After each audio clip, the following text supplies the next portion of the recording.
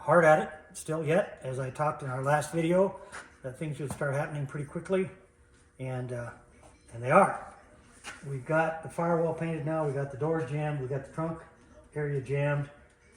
That's all ready to go back together. The dash is done, painted. We just got to clean it a little bit, and it's kind of tough now because I'm all just ready to really start putting this thing together, and I got to slow down because it has to go back together like a puzzle. I was ready to put the motor in this morning. As you can see, it's sitting right in front of the car. And then I discovered that I had to get the floor shift fixed first. And I found an old floor shift and I made a floor shift for it. That saved us $200.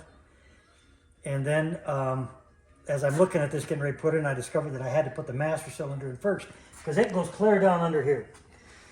Right, and it's very difficult to put in once the motor's in. So I'm going to put that in first. So it's kind of like a puzzle. It's got to go back in certain stages. And that's what I'm doing right now, which is kind of a good time. I just got to slow down a little bit. I got to talk to Mike, get a little counseling here and there. Say, Cole, calm down, take it easy, because I'm really jizzed to put this thing together. Once I get, I'm going to be painting the other pieces now toward the end of the week and over the weekend. So I'm going to get this motor in here this afternoon or in the morning. Once I get that done and I get that stuff painted, I'm going to put this baby together. That's how close we are. And as I've done with the car now, I put the back window in, put some other pieces on it. I've got the hood hinges done. I've got a bunch of other small pieces done. I suppose some of you that are car people are saying, what the hell is he doing cutting that hole in that floor? I knew I was going to have to do this in order to get the right clearance to make this floor shift work.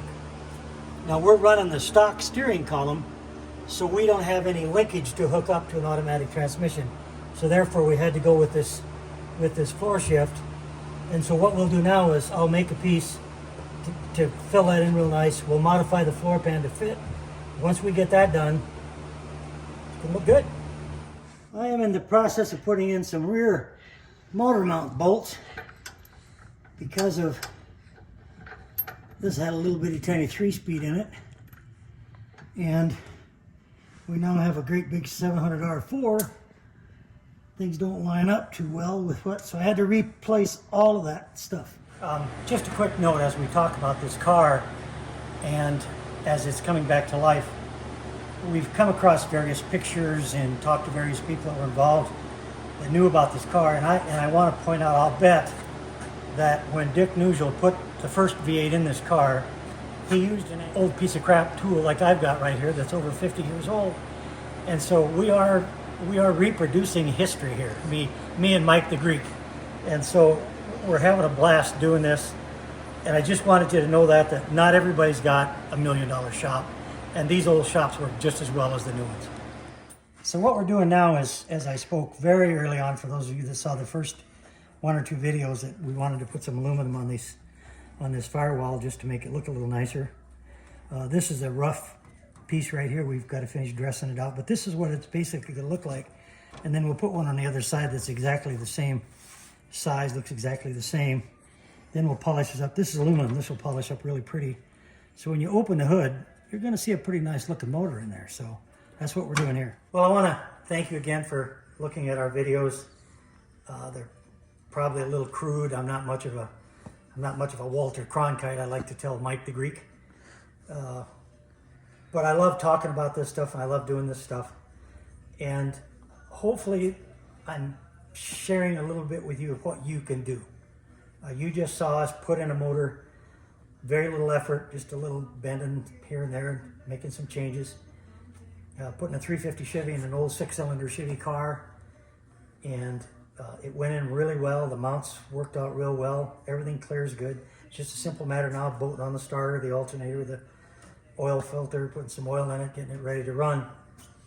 And so that's what we're going to do in the future segments as we move on.